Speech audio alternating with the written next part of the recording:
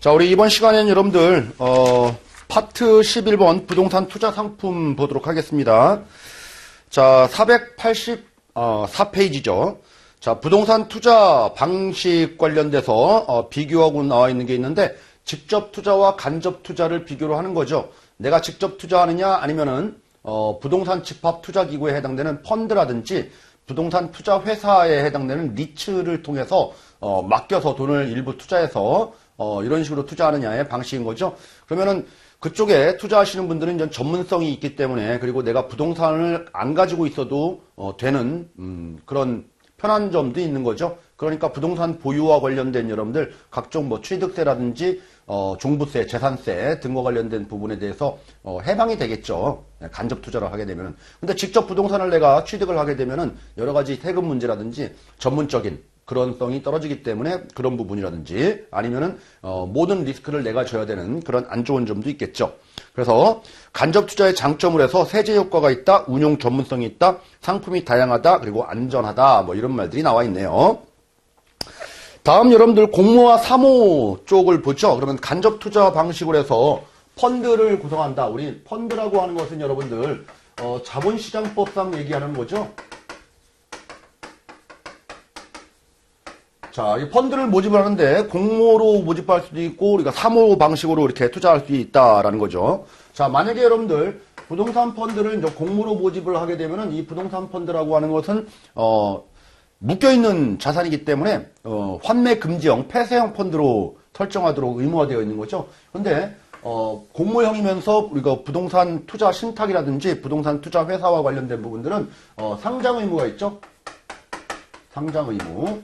그래야지만이 환검성을 좀 더 이렇게 제공을 하는 그런 취지에서 자본시장법에서는 상장해라 이런 의무가 있는데, 그렇지만 여러분들 우리가 사모로 모집을 하게 되면은 이렇게 상장 의무가 없어요. 사모에 대해서는. 자, 그리고 유동성과 관련된 부분들은 이렇게 상장이 되니까 비교적 높은 편이다라고 하고, 사모는 상장이 안 되니까 유동성이 많이 떨어지는 거죠. 자, 그리고 수익률과 관련된 부분들을 볼게요. 자, 수익률. 우리 사모펀드는 도 아니면 뭐예요? 그죠? 그러니까 수익률이 상당히 좀 높은 편인 거고요. 그거에 비해서 공모펀드 같은 경우는 사모펀드에 비해서 수익률, 리턴 차원에서, 이쪽이, 더 높다. 자, 하이 리스크, 하이 리턴 뭐 이렇게 얘기하죠. 사모는 상당히 위험이 많이 따르고, 수익률도 높은 편이지만은 공모 같은 경우에는 조금 더 안정적이다. 뭐 이렇게 비교를 해두시면 되겠네요. 요것도 이제 나온 적이 있어요. 수익률이 사모에 비해서 공모가 더 높다. 뭐 이렇게 나온 적이 있는데 잘못된 편입니다. 이런 것들은.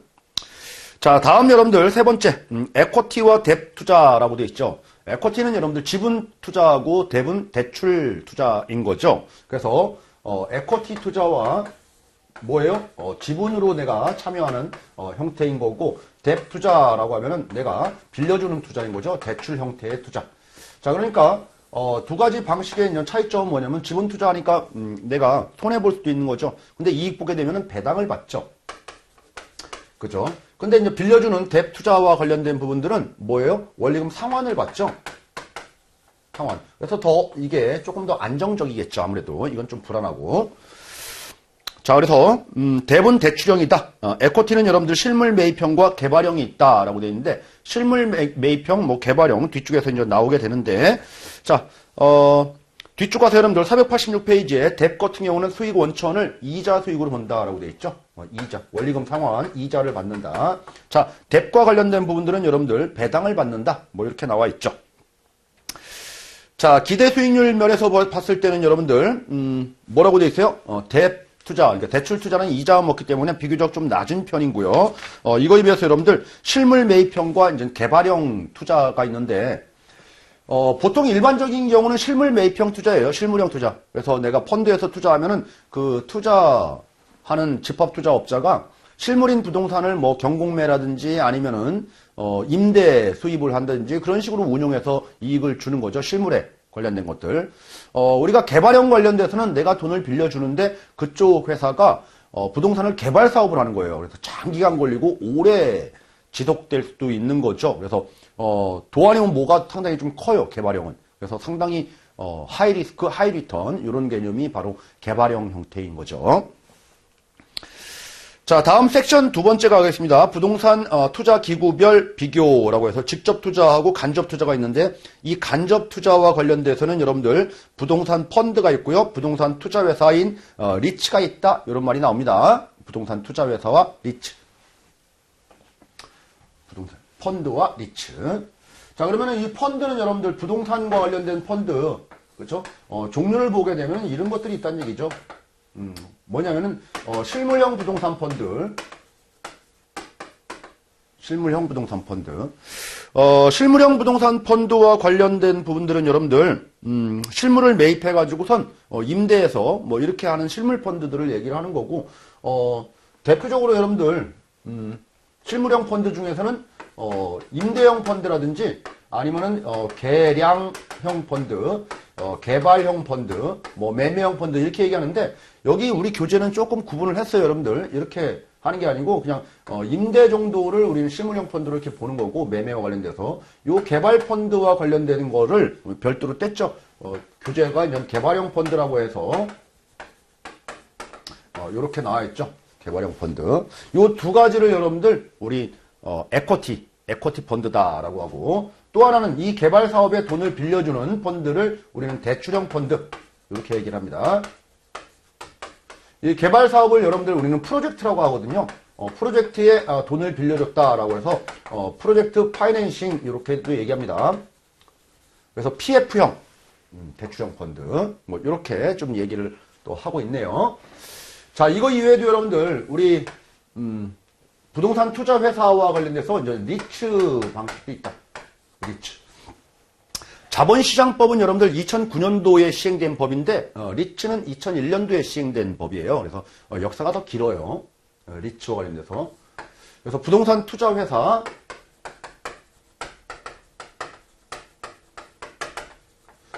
이 자체는 이제 리츠라고 하는 거죠. 그래서 부동산 투자 회사법에 따라서 설립한 부동산 투자 회사.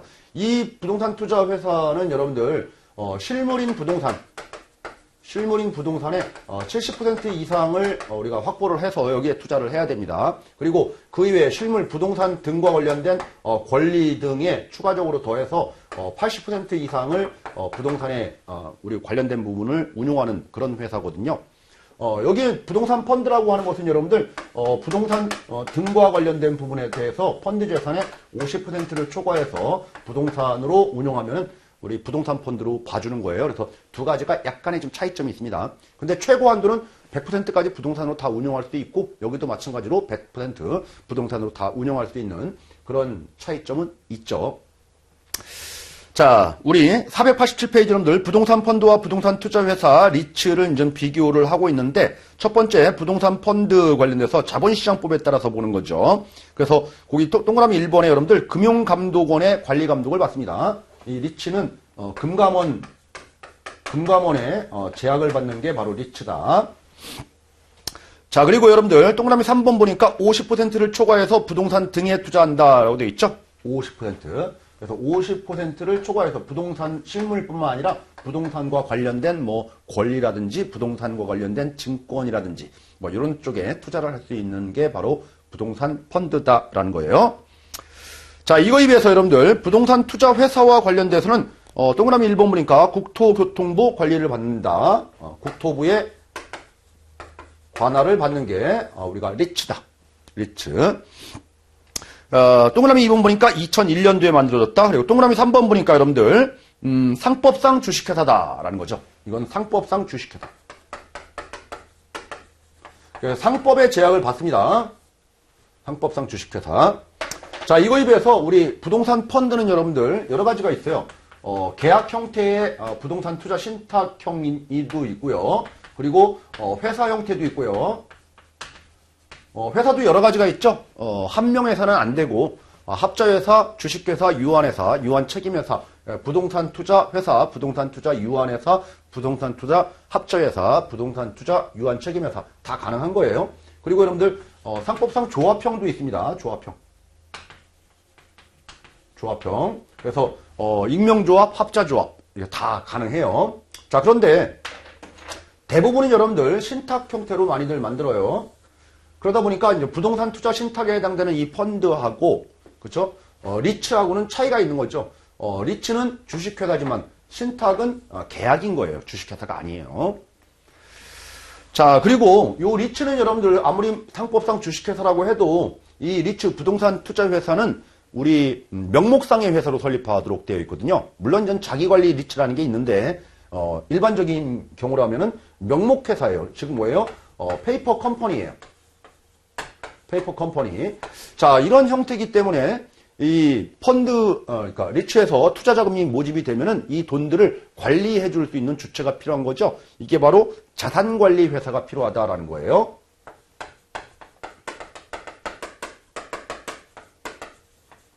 이 자산관리 회사 뒤쪽에 여러분들 또 공부를 할 겁니다. 마지막 시간에. 이 자산관리 회사의,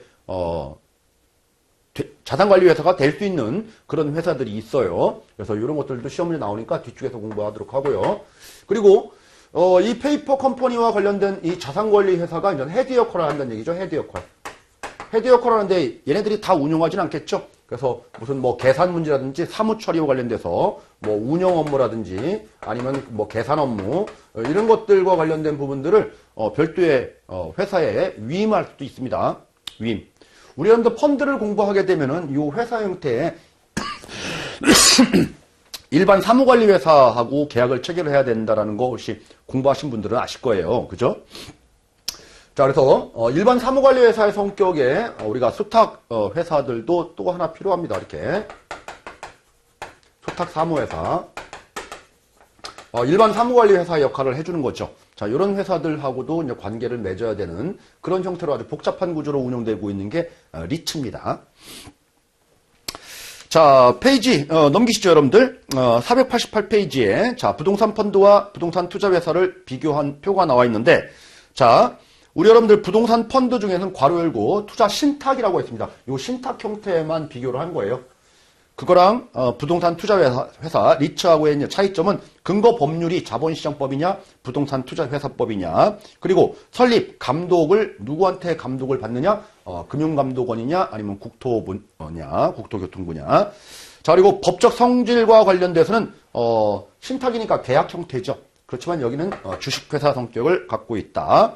자, 그리고 최소 자본금과 관련돼서 계약이니까 자본금 이런 말 없겠죠. 근데 이 회사와 관련돼서는 자본금이 있다라는 거예요. 자본금.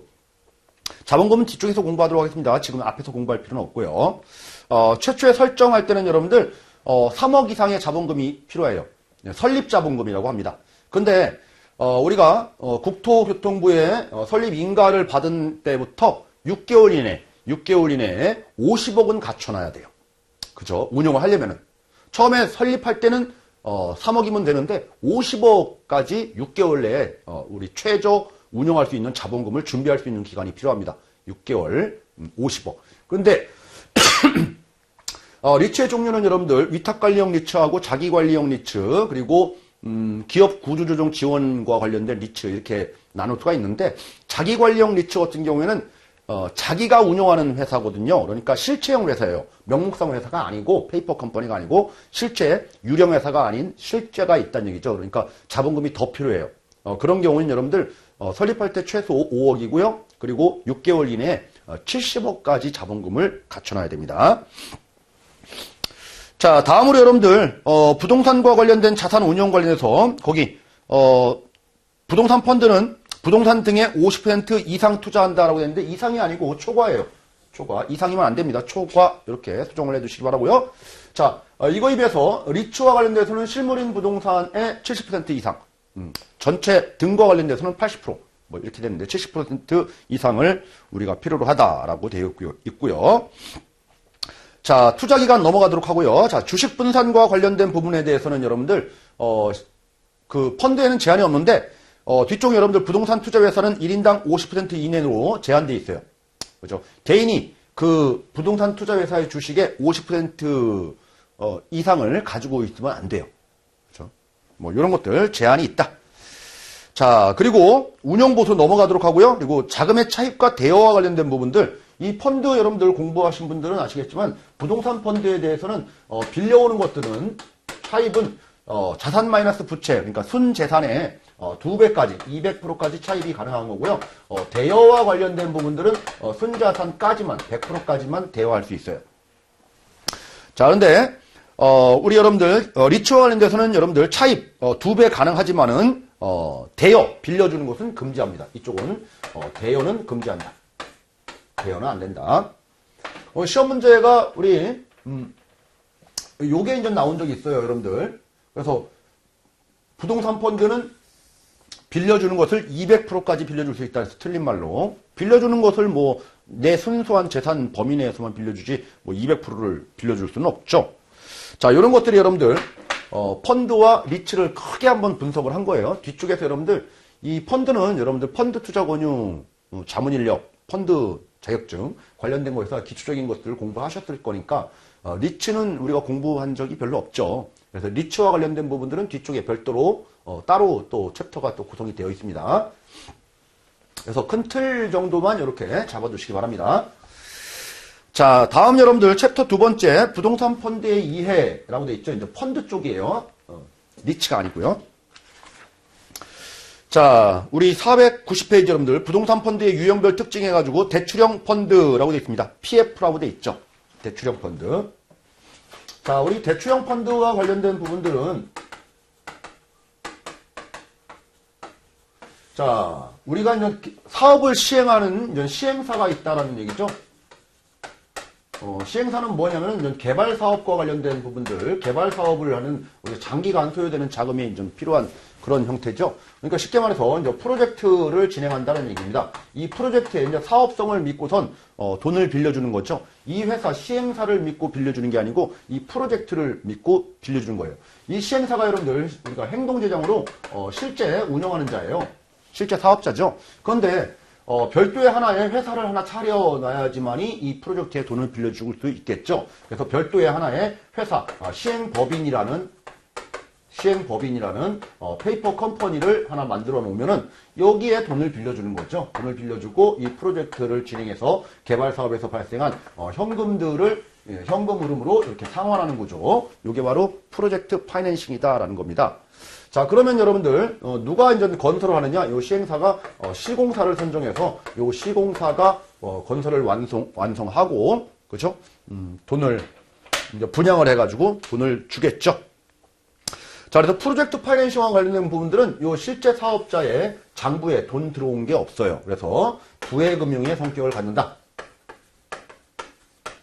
부해금융, 장부 외의 금융이다라는 거죠. 실질적으로는 다 주무르고 있지만은 장부에는 안 나타난다. 자, 그리고 이게 만약에 프로젝트가 망했다라고 해도 이게 시행사한테 가서 여러분들 돈 달라고 얘기하지 못한다라고 해서 비소구 금융이다. 이런 특징을 가지고 있는 겁니다. 그런데 안전장치를 마련을 안 하고 이렇게 마구잡이로 빌려주면 안 되겠죠. 그래서 이 시행사한테 일정 부분 뭐 10% 정도의 보증을 해라라고 해서 이렇게 담보 같은 거를 맡깁니다. 그리고 요 페이퍼 컴퍼니 쪽에 요 시행사가 뭐를 하는 거냐면은 토지를 구입을 해요.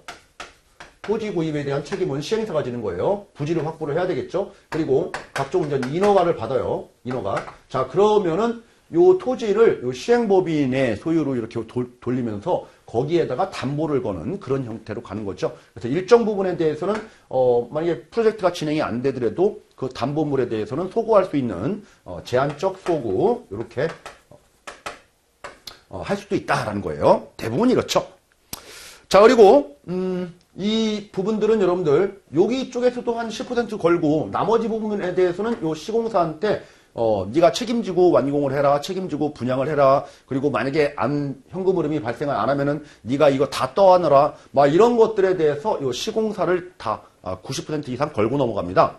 그죠? 그러다 보니까 빌려주는 사람 입장에서 보면은 다수의 참여자들이 이렇게 개입을 하면서 조금 위험을 분산시키는 그런 거죠. 그래서 다양한 경제 주체들이 참여를 하면서 위험을 분산시키는 이런 특징들을 가지고 있는 아주 장기간에 소요되는 우리 대규모 자금의 이런 형식이 바로 프로젝트 파이낸싱이다라는 거죠. 자, 이거는 여러분들 또 하나의 특징을 더 부연 설명드리면은 이 시행사의 신용이라든지 담보 대출이 아니에요. 이 프로젝트의 사업성 대출인 거지. 그래서 신용 대출이다. 그럼 틀린 말이고요. 담보 대출이다. 그럼 틀린 말입니다. 신용 담보가 아니고 프로젝트 대출이다. 이렇게 보시면 되겠죠.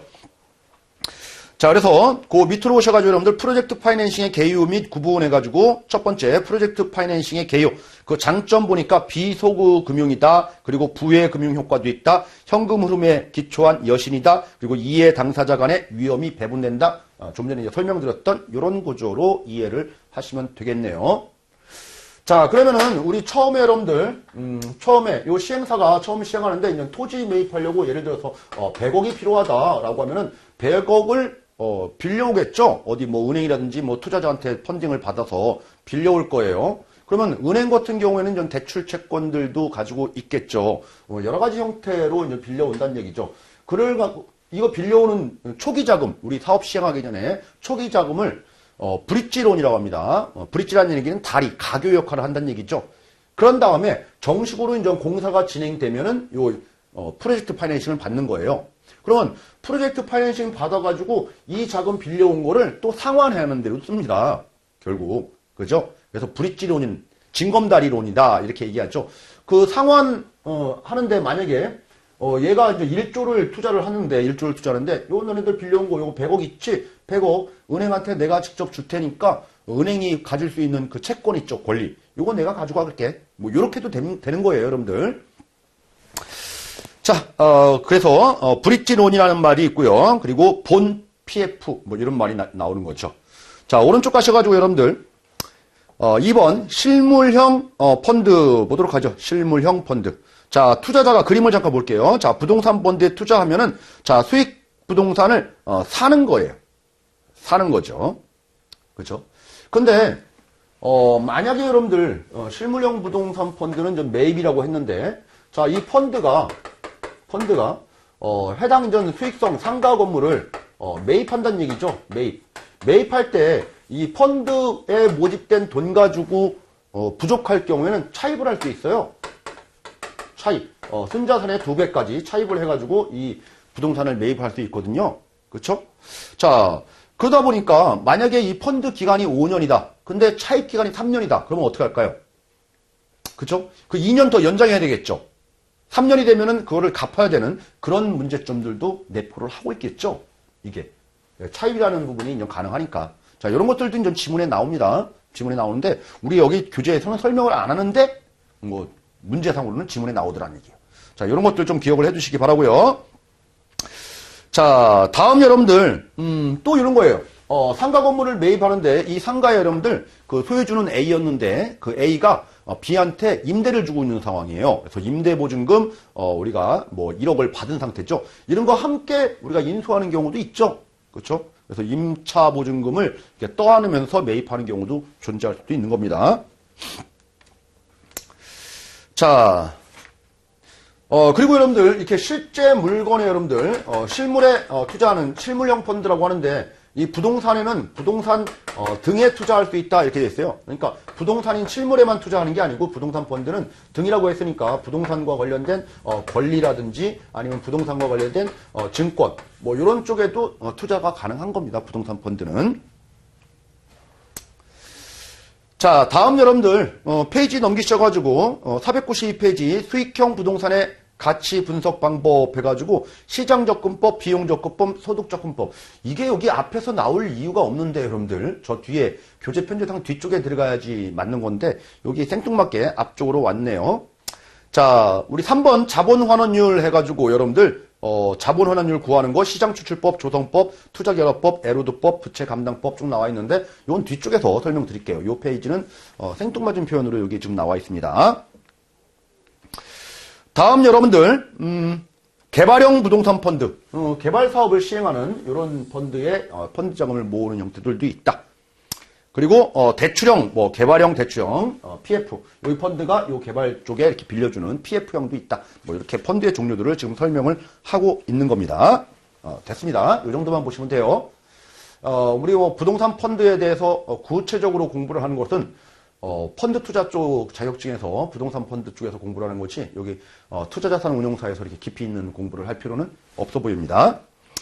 자, 부동산 위험의 종류 해가지고 494페이지 나와 있는데요. 부동산 투자의 거시적인 위험, 체계적 위험이라고 하죠.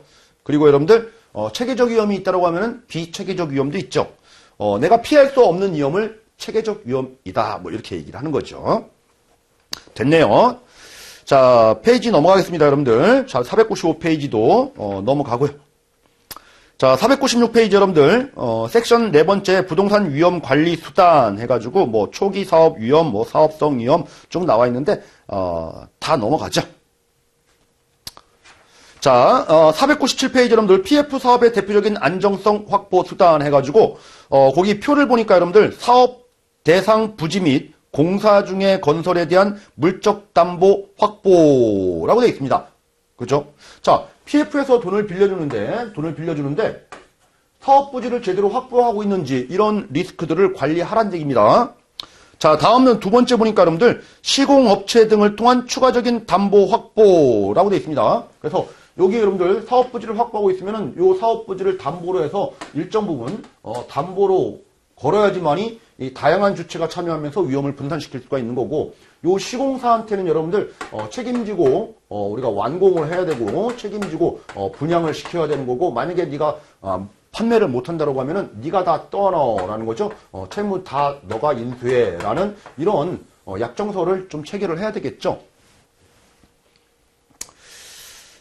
자, 뭐 이런 부분들 교재에 좀 수록을 하고 있네요. 자, 페이지 넘기겠습니다. 자, 498페이지 여러분들 채권 보존 사례 구조도 해가지고 그림이 나와 있는데요. 이름을 보는 게 아니고요. 자, 2번 저당제도와 담보신탁제도의 비교 요겁니다.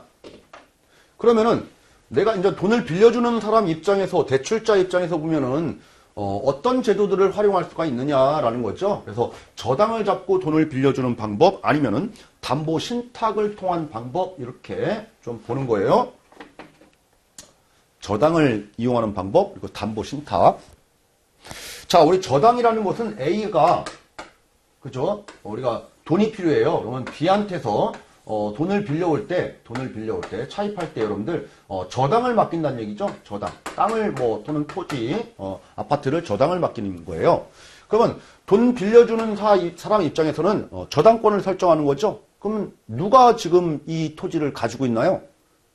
A가 사용하는 거죠? 저당권만 설정할 뿐인 거죠. 그죠? 이게 바로 이제 저당제도인 거예요. 저당제도. 그러면 여러분들, 만약에 이 땅이 10억짜리다. 그러면 내가 돈을 빌려올 때 5억 빌려왔다. 그러면 5억에 대해서 우리가 근저당을 설정해 놓으면 되는 거죠. 근데 이 땅이 10억이니까 더 빌려올 수도 있겠죠. 추가적으로 우리가 2차 저당, 우리가 1억이 더 필요해서 저당을 또 설정할 수 있나요? 설정할 수 있죠. 이런 경우. 그래서 지저분한 등기부 보면은 근저당 이렇게 막 잡혀 있는 등기부들이 좀 꽤 있습니다. 자, 그래서 저당제도와 관련된 부분들은 여러분들 근저당 설정이다. 담보물 관리는 채권기관에서 관리한다. 이렇게 나와 있는데, 이 채권기관이라고 하는 것은 A, 내가 지금 다 관리한다. 이렇게 보시면 되는 거예요. 자, 만약에 안 갚는다라고 하면 어떻게 합니까? B가 경매 신청을 하면 되죠. 경매로 이렇게 획득을 하면 된다라는 거고요. 자, 맨 밑에 여러분들 신규 임대차 후순위 권리 설정과 관련돼서 할 수 있느냐 없느냐? 할 수 있다. 배제하지 못한다. 할 수 있다. 추가적으로. 그죠? 이겁니다. 자, 이거에 위해서 담보신탁 보도록 하겠습니다. 담보신탁. 그러면 A가 돈을 빌려올 때, B한테 돈을 빌려올 때 담보신탁이라고 합니다. 그러면 담보신탁은 여러분들 뭐예요? 담보인데 신탁의 형태를 취하겠다라는 거죠. 그러면 신탁 등기를 합니다. 신탁 등기를 해서 소유권이 B한테 넘어오는 거예요. B한테. 이게 바로 담보신탁의 형태죠. 그래서 신탁 등기를 하고 신탁회사가 직접 관리한다. 신탁을 한 회사가, 그죠? B가 직접 관리한다. 직접 관리. 자, 그러니까 추가적으로 우리가 우리 담보를 맡기겠다. 이게 여러분들 배제할 수가 있다는 얘기죠. 내가 관리하고 있으니까. 그죠? 그래서 맨 밑에 배제가 가능하다.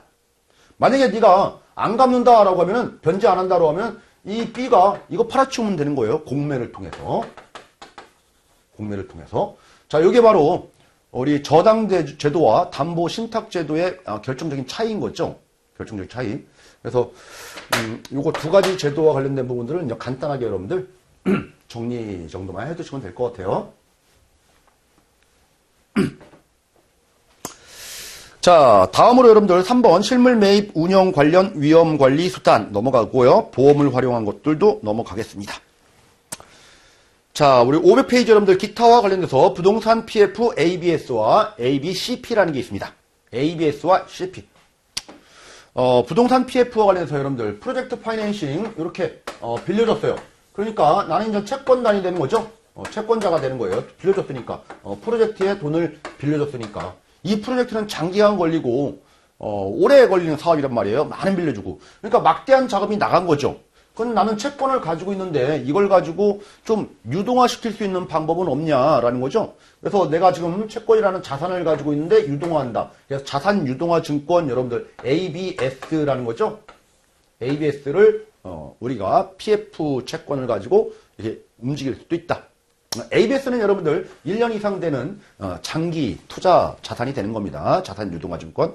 자, 그런데 이렇게 1년 이상 되는 장기간에 유동화하는 거 말고 짧게 유동화를 좀 하고 싶다라고 하면은 기여보험에 해당되는 CP. 이 CP는 여러분들 단기 상품이에요. 1년 이내로 만기를 설정할 수 있는 그렇게 유동성을 빨리빨리 회전시키려고 이 채권을 담보로 해서 그죠?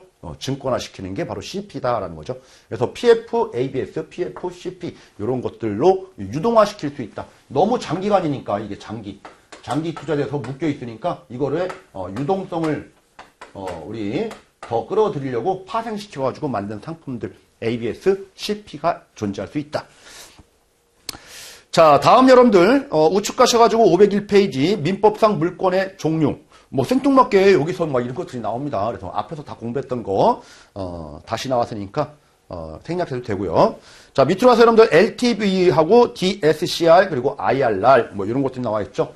우리 앞에서도 여러분들 LTV하고 DSCR 뭐 요거 정도는 봤어요. 그리고 IRR도 다 봤대요.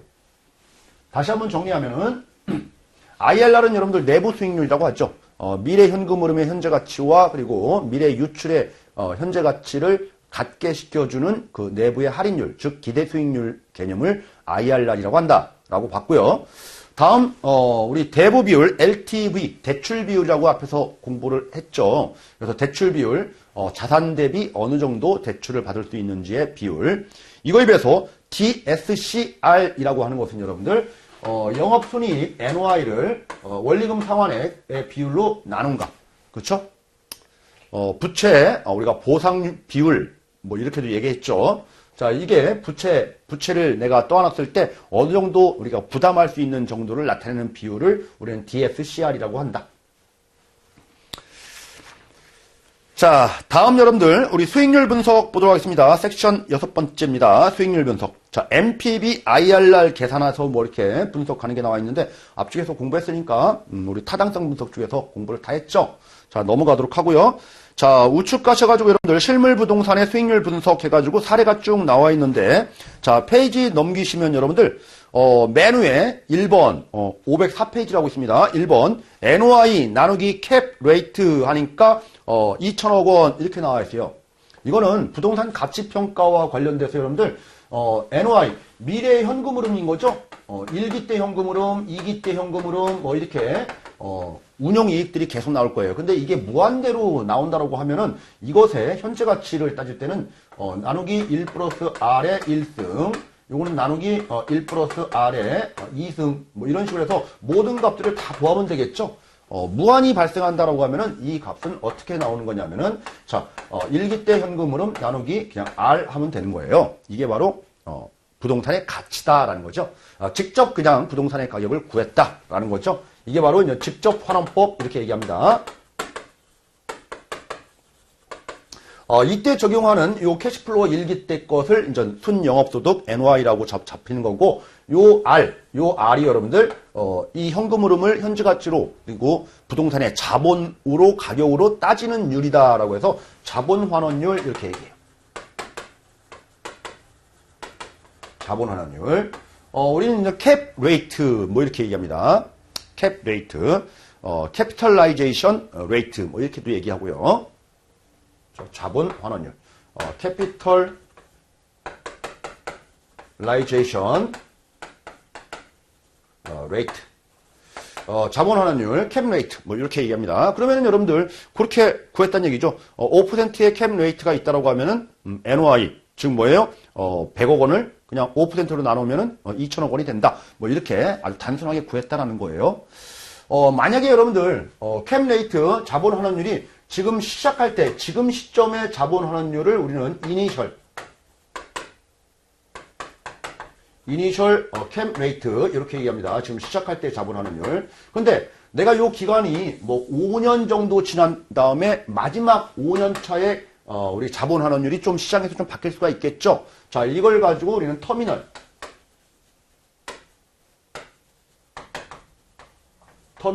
캡 레이트 이렇게 얘기해요.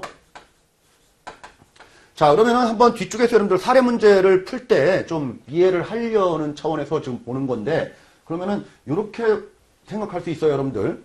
사례 문제 풀 때. 자, 지금 시작할 때 캡 레이트가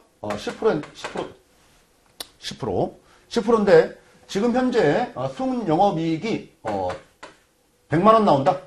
100만 원 나온다. 그러면은 해당 부동산의 가치는 얼마죠? 100만 원 나누기 10% 하면 되는 거죠. 그렇죠? 그러니까 1000만 원이다. 지금 현재 부동산 가격이 1000만 원이라는 얘기예요. 가격이. 자, 그런데 5년 후에 끝날 때 보니까 캡 레이트가 12%다. 터미널 캡 레이트가 12%다. 근데 그 당시에 순이익을 보니까 120만 원 나온다. 라고 하면은 이때 끝날 때 우리 부동산 가치는 얼마죠? 나누기 12%. 그죠? 똑같이 1000만 원이죠. 그러니까 내가 지금 취득할 때 1000만 원의 부동산을 사가지고선 5년 동안 보유하다가 나중에 1000만 원에 팔 수 있다. 그런 말이에요. 그러면은 얼마의 매매 차익을 얻을 수가 있죠? 없죠, 매매 차익을. 자, 요게 이제 계산 문제로 여러분들 뒤쪽에 실전 예상 문제에도 나오기 때문에 영어로 막 표현되어 있어서 지금 이제 설명을 잠깐 드리는 겁니다. 자, 다음 여러분들 거기 2번에 캐시 온 캐시 일드라고 되어 있습니다.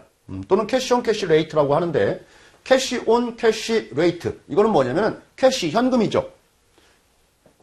온 캐시 현금 대 현금의 비율, 즉 누구 현금이냐? 내 현금이에요. 남의 돈 말고요. 그래서 내 순수하게 투자한 내 돈 대비에 내가 얻는 내 돈의 수익률, 그죠? 이게 뭐 ROE 개념인 거죠. 자기 자본 수익률, 캐시 온 캐시 레이트, 뭐 이렇게 얘기합니다. 자, 뒤쪽에서도 또 나오게 됩니다.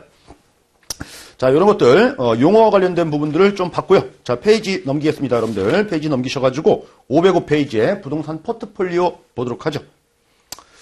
자, 우리 포트폴리오 수익률 구하는 거 여러분들 페이지 넘기셔가지고 506페이지에 자, 포트폴리오는 만약에 두 개의 부동산 A, B로 구성한다라고 하면은 수익률은 뭐냐? 그러면 여러분들 계산하기 쉽죠. A 부동산에 예를 들어가지고 40% 운용하고 B 부동산의 운용은 60% 이렇게 운용한다라고 하면은 A 부동산의 수익률이 10%의 우리가 기대 수익률이 나왔다. B 부동산은 5%의 기대 수익률이 나왔다. 그러면 전체 평균 포트폴리오의 수익률은 어떻게 되는 거죠? 곱해서 두 개를 더하면 되겠죠. 이게 바로 가중평균 수익률 이렇게 얘기하잖아요. 그죠? 가중평균 수익률로 계산하면 되는 거예요. 포트폴리오 수익률은. 자, 그거에 비해서 여러분들, 자, 밑으로 오셔가지고 포트폴리오 위험 측정해가지고, 그 밑에 식을 보니까 A, B 두 개의 부동산과 관련돼서, 포트폴리오에 우리 위험 수익률, 분산이라고 되어 있죠? 자, 포트폴리오의 표준 편차는 어떻게 구하죠? 계산하는 식을 보니까, W, 그리고, 시그마 A, WB의 제곱, 시그마, 뭐, EW, W, 우리, 상호간에 이제 공분산, 막 이런 식으로 나와 있죠. 지금 뭐예요? 우리 분산이라고 했는데, 표준 편차 나오면 루트 씌우면 되겠죠? 루트.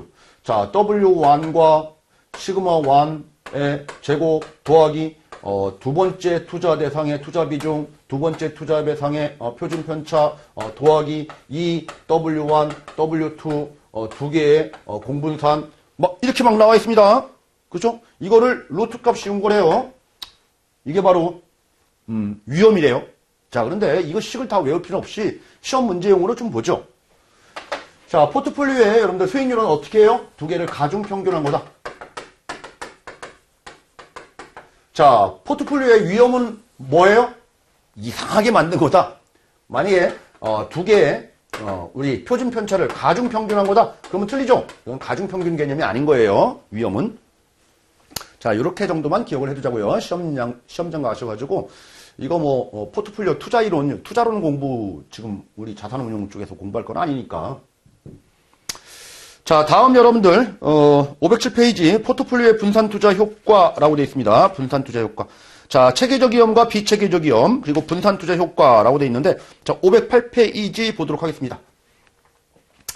508페이지. 자, 우리 여러분들 여러 가지 투자를 골고루 투자하게 되면 분산투자 효과가 있다. 뭐 이런 얘기 많이 하는 거죠. 그래서 그림을 보니까 자, 개수를 여러 개 포트폴리오를 구성하게 되면은 지금 하나로 운용할 때, 두 개로 운용할 때 이런 거보다 개수가 좀 많아지게 돼서 포트폴리오 분산 투자를 하게 되면은 전체 위험 쪽에서 보면은 포트폴리오 위험 쪽에서 보면은 점점 위험은 이렇게 떨어진다. 이게 바로 분산 투자 효과다라는 거죠. 그런데 아무리 떨어져도 일정 부분은 그대로 있다라는 거죠. 이건 시스템적인 위험이다라고 해서 체계적 위험이다라고 하는 거고 이렇게 분산 투자로 해서 줄일 수 있는 위험 이걸 가지고 우리는 비체계적 위험이다 이렇게 얘기를 하는 거죠. 그래서 줄일 수 있는 위험이 비체계적 위험인 거지 체계적 위험은 줄일 수가 없다. 국가 경제 전체에 걸쳐서 발생하는 뭐 이자율이라든지 환율이라든지 아니면은 물가 상승률 뭐 이런 것들은 체계적 위험에 거시경제 지표는 해당되는 거다라는 거예요. 자, 그러면 이 분산 투자 효과를 보려면 여러분들 A 투자 대상과 B 투자 대상 간에는 똑같이 움직이면은 분산 투자 효과가 많이 떨어지죠. 만약에 이게 마이너스 날 때 똑같이 마이너스 나고 이거 흑자 날 때 이거 흑자 나고 그러면은 분산 투자 효과에서 위험 관리가 안 되는 거잖아요. 그렇죠? 반대로 움직여야지 이렇게 두 개가 결합됐을 때 위험을 줄일 수가 있는 거죠. 그래서 둘 간의 관계를 여러분들 우리는 상관계수 이렇게 얘기합니다. 상관계수. 상관계수가 우리 플러스 1, 즉 똑같이 100%로 같이 움직인다라고 하면은 이건 분산 투자 효과가 없다. 상관계수가 높을 때는 여러분들 전체 포트폴리오 위험도 높아진다라는 거예요. 분산 투자 효과가 없다는 얘기죠. 효과 없다. 즉 상관관계가 낮아야지만이 분산 투자 효과를 볼 수 있다. 즉 뭐예요? 위험을 줄일 수가 있다라는 거죠. 그러면은 전통적인 투자 대상에 해당되는 주식이라든지 아니면 채권과 관련된 금융 투자 재산과 우리 이제 부동산이라는 투자 대상 요 둘 간에 같이 포트폴리오를 구성하게 되면은 분산 투자 효과를 볼 수 있느냐라는 거예요. 그러면 둘 간에 있는 상관관계를 보는데 상관관계가 그렇게 높지는 않아요. 물론 이제 관계성은 있긴 하지만은 얘네들 간의 금융자산 간의 상관관계보다는 이 부동산과 금융투자재산 간의 상관관계는 전통적으로 보면은 그렇게 높은 편이 아니다. 낮은 편이다라는 거죠. 낮은 편이기 때문에 여러분들 분산투자 효과가 있을까요? 없을까요? 그렇죠? 분산투자 효과를 볼 수 있다. 효과가 상당히 높다라는 거죠. 자, 이렇게 내용들을 좀 정리를 해두시면 됩니다. 여기서는 이렇게 어려운 내용은 없어요. 그래서 시험장에서 상관관계가 높을 때 분산투자 효과가 높다 그러면 틀린 말입니다. 상관관계가 낮아야지만이 분산투자 효과가 있다. 이렇게 좀 보시면 되겠네요. 자, 여기까지 여러분 설명드리고 다음 시간부터는 부동산 가치평가는 다음 시간에 추가적으로 알아보도록 하겠습니다.